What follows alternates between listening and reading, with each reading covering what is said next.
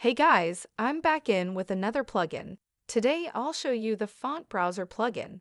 So let me show you where to put the script. First extract the zip file and then copy the folder and then place it to the given path. You'll find a README file where you'll get all the information. This font browser is also integrated in Motion Suite.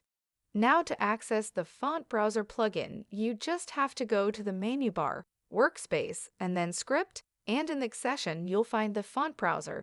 Now click on it. As you can see, the UI just showed up.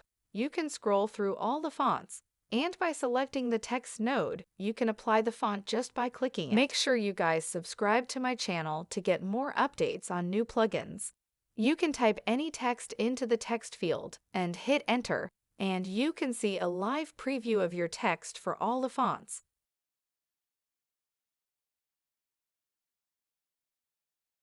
And if you hit the refresh button, it'll reset the font view. Remember, there will be more features in the future.